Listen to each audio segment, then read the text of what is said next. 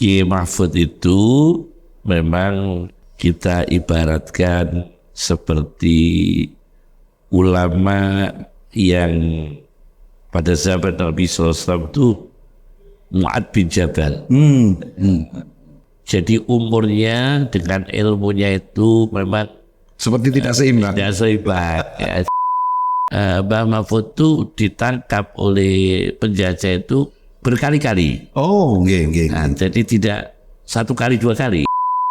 Matholiul Falah, pemilihan nama itu sangat-sangat istimewa.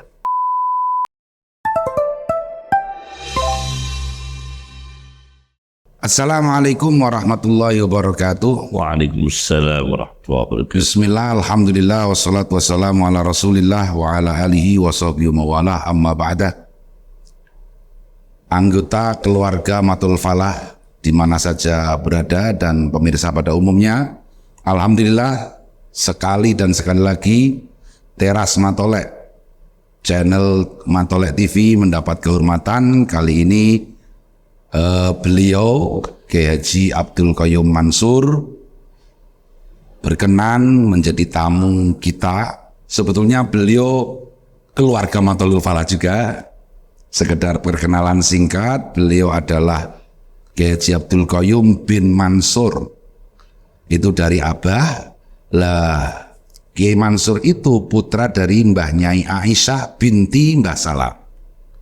Sedangkan dari ibu Kiai Qayyum, yaitu Bude Nyai Musyarrafah Muzayyana, mohon maaf itu Muzayyana, itu Mbak Iyunya Mbah Sahal.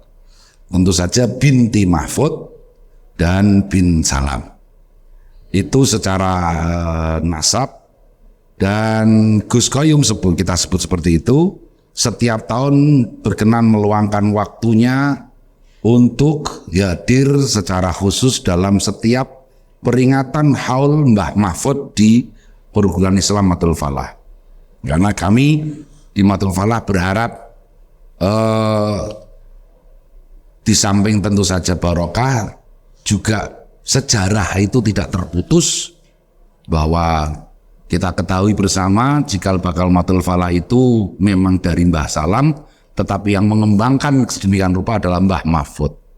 Maka kali ini kita akan berbicara sedikit banyak tentang Mbah Mahfud bersama Gus Qayyum, yang beliau adalah cucu langsung dari Mbah Mahfud, urutannya dari Bu Nyai Muzayyana binti Mahfud. Sugeng siang Mas Qayyum. Alhamdulillah. Sehat standar ya. Alhamdulillah. Bagaimana jenengan pertama kali mendengar cerita tentang Mbah Mahfud?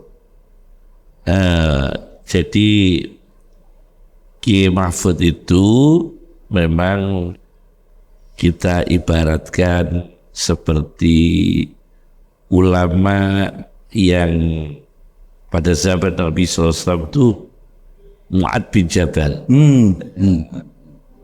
Jadi Mu'ad bin Jabal secara usia juga muda. Nah, insya Allah hanya 40 atau 30 berapa tahun ya. Muda sekali. Dengan kesempurnaan seorang Mu'ad bin Jabal yang pada hari kiamat nanti beliau adalah ulama terdepan ya. Setelah bangkit dari kubur, semua ulama di belakang beliau yang terdepan adalah Mu'ad bin Padahal Jabal. ketika hidup dalam masa waktu yang singkat ya. Demikian juga Mbah Mahfud. Mbah Mahfud juga demikian. Jadi umurnya dengan ilmunya itu memang seperti tidak seimbang. Tidak seimbang ya. Jadi lengkap, teknokrat sekali beliau. Bainal ulumi syar'iyyah wal ulumil aqliyah. Jami' bainal fannain ya. Meskipun Jami'ul ilmai. Meskipun dua bidang ilmu. Kalau orang itu faqih, Mbah Mahfud juga faqih, ahli fikih. Orang itu adib, sastra, beliau juga syu'ara, ahli dalam bersair. Iya. Orang mantul akhlak. Orang itu misalnya dia ahli dalam bidang astronomi, beliau juga falaki. Falak, masya Allah. Orang itu ahli dalam studi faraid, beliau juga Afroduz Zamani. Ya, seorang ahli faraid di zamannya. Orang itu ahli qiraat sab'ah, beliau juga iya. Nah, ini yang sering kali kita dengar cerita bahwa Mbak Mahfud itu tahfidz Al-Quran dalam waktu yang singkat. Iya, artinya sangat mungkin seperti itu, sangat mungkin. Jadi ini Mbak Mahfud jadi ilmunya waktu itu yang disebut kakek saya Kiai Khalil Lasem yang insya Allah itu tahu persis ya, itu ada dua anak muda di kalangan ulama Nahdlatul Ulama, khususnya itu kita berbangga punya dua tokoh muda, Kiai Haji Mahfud dan Kiai Haji Zubir. Mbah Maimun. Jadi semasa itu. Orang kalau menyebut Mbah Mahfud ada dua lagi, Mbah Zubir. Masya Allah. Jadi Mbah Zubir, Mbah Mahfud, Mbah Zubir, Mbah Mahfud itu memang ulama-ulama muda yang dibanggakan waktu itu. Masya Allah.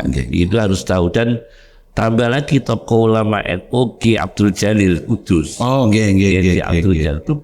Nah ketika itu populer dengan 3 serangkai. Terutama Ki Abdul Jalil kalau nggak salah di bidang Bahsul Masail. Iya, dan beliau punya Fathur Rauf dalam bidang falak gitu. Terus berarti Mbah Mahfud layak disebut minal ulama al-mausu'in. Betul ya. Jadi beliau ulama ensiklopedis ya, karena dia moderat juga, modern juga, dan juga beliau juga mempelajari handasa, Mbah Mahfud. Masya Allah. Handasa, jadi geometri juga dipelajari. Kira-kira ada peninggalan beliau, karya-karya beliau di dalam ilmu-ilmu itu? Begini, karena Mbah Mahfud itu banyak menulis ketika masjud dalam penjara. Nah itu sebetulnya banyak karya-karya Mbah Mahfud yang masjud ketika di penjara. Itu tentu banyak yang hilang. Banyak yang hilang Mahfud karena ketika itu tentunya tanpa asisten. Dia menulis sendiri tanpa asisten dan menjaga naskah itu sulit. Kalau begitu Gus Koyum menyinggung beliau masjun dalam keadaan ditahan di penjara. Kurang lebih kisah-kisah perjuangan beliau dalam masa-masa. Jadi beliau itu sangat kalau orang itu patriotik ya. Patriotik, membela tentunya agama, bangsa dan negara. Meskipun waktu itu pelajaran seperti intonasi itu belum masuk ke sana. Intonasi itu belum. Mustafa Al-Ghulayini itu kan pelajaran-pelajaran yang awal, pelajaran-pelajaran muasir, yang mustanir. Yang masuk di pesantren awal. Dan Mbak Mahfud intens di dalam hal seperti itu. Tapi tanpa melalui intonasi. Jadi beliau ini hamasah dalam perjuangan. Apa Mbak Mahfud mungkin Gus Koyum pernah mendengar cerita-cerita Mbak Mahfud punya pasukan khusus untuk. Jadi Mbak Mahfud itu, tapi kita harus jelaskan Mbak Mahfud itu bukan radikal, bukan ekstremis, bukan teroris. Jadi murni mujahid. Untuk membela negara, membela umat Islam, bela bangsa. Karena bukti-bukti itu beliau yang dilawan itu mustamir, imperialis. Yaban khususnya pada zaman Jepang. Itu beliau bersama anaknya Hashim. Bersama Pak D saya Hashim itu. Kiai Hashim sendiri meninggal usia berapa itu? Masih muda, tapi sudah hafal Quran. Dan sudah menikah atau belum? Belum.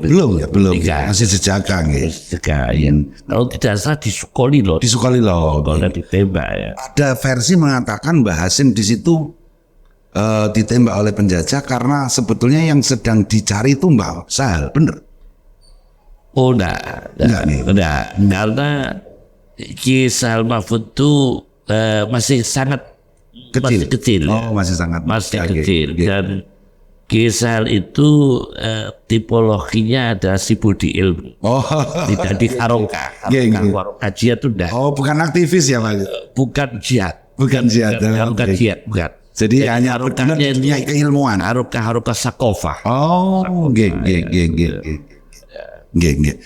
Secara khusus ada banyak, saya sendiri secara pribadi juga sering mendengar kalau pas kesempatan haul Mbah Mahfud waktu itu ketika kita masih usia-usia sanawiyah atau aliyah, Mbah Sahal sering cerita Mbah Mahfud diantaranya tentang perhatiannya secara khusus kepada anak-anak yatim piatu. Oh iya, sangat beliau perhatian dengan anak yatim. Karena itu jadi begini, sebagai umat Muhammad SAW itu memang ada namanya ta'lim, ada tarbiyah. Yang tarbiyah ini termasuk tarbiyah pokok ya. Tapi saya tidak pakai istilah kaum salafi beda ya. Tapi ini tarbiyah pokok karena pra kenabian, pra kerasulan itu Nabi memang diproses oleh Allah, alam yajidka yatiman. Dan maka ulama ketika itu bang proses-proses itu menjadi tarbiyah. Yatiman fa'awa, dolan fahada, ailan fahda. Itu proses itu dipelajari dan memang diaplikasikan oleh para ulama. Maka para ulama itu termasuk ajaran pokok untuk mengikuti proses apa yang diwariskan Muhammad SAW. Maka fa'abal yatima falatanhar, masaila falatan. Itu. Dan yang kedua, seperti yang dikatakan Dr. Muhammad Abdul Yamani tentang kenabian, bahwa seluruh nabi min asri Adam ila Muhammad SAW itu ditarbiyah oleh Allah mengembala kambing. Itu kan banyak di kitab-kitab sirah. Karena untuk menanamkan tarbiyah kepada umat. Oleh karena itu pelajaran yang dipetik para ulama, proses yatim, proses dolan, proses air, betul-betul diaplikasikan oleh ulama secara utuh. Secara utuh ya. Bahwa Gus Koyum jelas dalam bahasa Jawa tidak menangi Mbah Mahfud. Tapi banyak cerita yang Gus Koyum dapatkan, terutama mungkin dari ibu, dari abah. Kalau misalnya dari murid-murid Mbah Mahfud, Gus Koyum pernah ketemu? Salah satu yang saya tahu ya, itu bang, ya tentunya murid Mbah Mahfud ya ayah saya sendiri. Siapa murid Mbah Mahfud ya ayah saya sendiri. Yang kemudian diambil mantu ya. Jadi itu murid Mbah Mahfud. Dan ada lagi murid di luar keluarga ya, termasuk Kiai Ghazali. Ghazali itu mertua Kiai Tamamunji. Kiai Tamamunji itu saudaranya Kiai Fayumi. Adiknya Kiai Fayumi. Itu ada namanya Kiai Ghazali, itu lama mulazamah. Mulazamah dengan Mbah Mahfud. Lama. Dan selama itu penjenengan ketemu dengan Kiai Ghazali ada banyak? Saya ketemu itu kira-kira tahun 90 tanggal 11 ya, 11 Dzulhijjah di Mina. Kiai Haji Sareng. Dia cerita, tahu saya cucunya Mbah Mahfud, dia cerita tentang keberanian Mbah Mahfud, kemudian proses penangkapan. Nah, melihat cerita dari Kiai Ghazali, Mbah Mahfud itu ditangkap oleh penjajah itu berkali-kali. Jadi tidak satu kali, dua kali. Seperti Ki Aslawi ya. Berkali-kali. Jadi dengan penjajah itu ditangkap, lepas, harokah lagi, tangkap lagi, berkali-kali. Yang terakhir itu yang kemudian di ke Ambarawa. pertanyaan agak menyimpang sedikit. Gus Koyum pernah terkenal nggak kerso berceramah di Matul Falah selama masih ada Mbah Sah. Ada rahasia tertentu? Iya, itu betul. Itu ajaran para ulama. Jadi dulu ketika NU berdiri, ada 9 ulama. Itu posisi duduk sudah diatur. Jadi posisi duduk ketika posisi duduk 9 nama itu, yang diantaranya itu dalam dokumen yang di Leiden, dokumen pendiri-pendiri NU yang di Leiden itu kan ada nama Mas Huri, itu bentuknya banyak Dik Nadi, banyak saya sendiri. Itu yang kemudian di Mbah Khalil, Mbah kandung kita Mbah Khalil. Mbah Khalil Mas Huri. Jadi di NU tidak Khalil. Mbak Mas Huri. Di arsip pendirian NU itu Mas Huri langsung. Mas Huri itu Khalil. Yang Mbah Khalil atau Mbah Mas Huri ini adalah menantu pertama Mbah Salam. Iya. Nah itu dididik ketika ada konferensi, ada muktamar. 9 orang itu 1 kanan 4 kiri 4. Jadi posisi ini yang sebelahnya Mbah Hasyim Asy'ari biasanya Mbah Wahab, ada Mbah Asnawi. Tapi sebetulnya Mbah Wahab itu mau menyerahkan ke Mbah Khalil. Kenapa? Karena waktu itu Mbah Wahab perjalanan ke Mekah itu sempat mengaji ke Mbah Khalil. Akan tetapi etika keulamaan, karena Mbah Wahab berkontribusi besar proses pendirian Nahdlatul Ulama secara organisasi dan mulai cara berorganisasi, birokrasi organisasi. Maka dengan tawaduknya Mbah Wahab ini persis di sebelahnya Mbah Hasyim Asy'ari. Meskipun ada yang lebih layak lainnya. Kemudian pelajaran yang saya terima lagi, dulu kalau ada ulama sepuh senior, kemudian ulama muda khutbah itu tidak pakai tarjamah. Karena nggak terkesan menggurui. Itu dulu. Jadi saya tadi belum saya jawab. Kenapa kisah kalau selama ada kisah ada saya nggak mau jawab. Itu memang pelajaran bagi saya. Untuk apa ya? Karena ada orang tua, ada ulama besar. Nah, kita jangan menggurui, bukan berarti sekarang kita anggap kecil, bukan? Ya, menggurui itu seperti ketika abah saya khutbah di Masjid Asem, selama ada Bapak Masuk, Bapak itu tidak pernah pakai bahasa Jawa. Bahasa Arab. Bahasa Arab, karena menggurui. Dan yang perlu kita ketahui, Kisah dikasih tahu saya nggak berani ceramah di luar itu sangat gembira. Itu gembira sekali. Itu ribut. Secara khusus, apakah Gus Koyum merasa ada warisan spiritual atau pemikiran dari Mbak Mahfud untuk panjenengan? Oh ya, jadi spiritual Mbak Mahfud itu memang ya ada dua model spiritual beliau. Spiritual yang didapatkan melalui ibadah ilmiah. Ibadah ada 2, ibadah ilmiah, ibadah amaliyah. Jadi ibadah yang ilmiah beliau mengajar, beliau itu spiritual beliau. Beliau istiqomah mengajar sebuah hafalan Quran, menerima hafalan, beliau aktif menulis, itu kan kaitan-kaitan ilmu.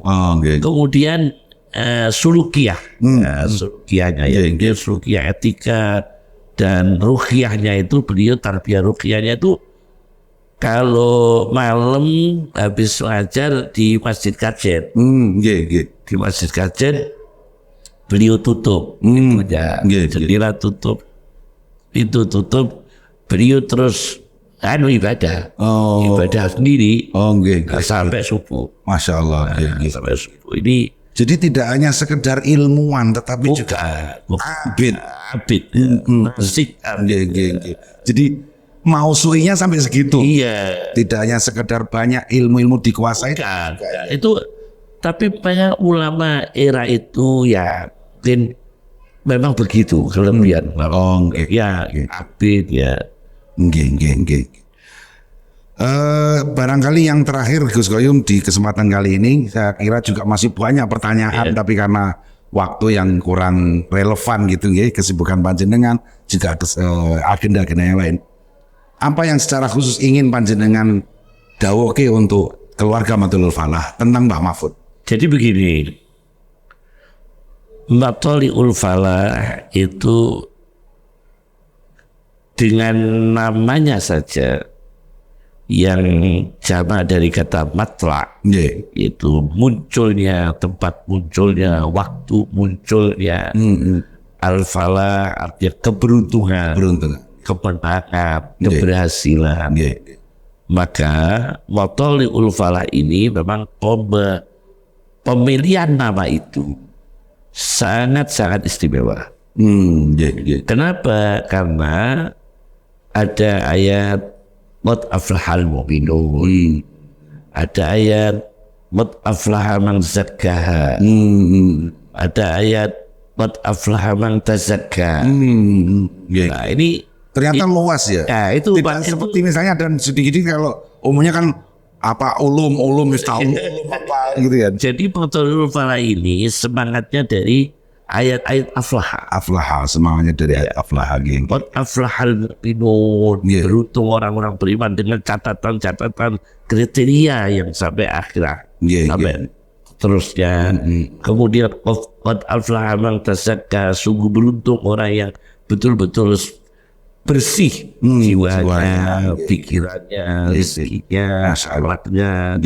Qad aflaha man zakka, beruntung orang yang mensterilkan jiwanya. Nah, dari semangat ini ulama Matlabul Falah, masayikh yang awalun itu memang berkeinginan lahir dari Matlabul Falah ini tolaba alumni yang memang falah, muflihin, Masya Allah, beruntung, orang yang berhasil. Terima kasih Gus Koyum atas kesempatan yang diberikan kepada kami. Semoga yang sedikit ini bermanfaat, barokah. Kami juga mohon pangestu tim media di Matlabul Falah UPM, unit pengelola media Matlabul Falah dengan channelnya Matlabul TV. Demikian para pemirsa dan keluarga Matlabul Falah, Ahmad Latif Abdul Macam. Wassalamualaikum warahmatullahi wabarakatuh. Waalaikumsalam warahmatullahi wabarakatuh.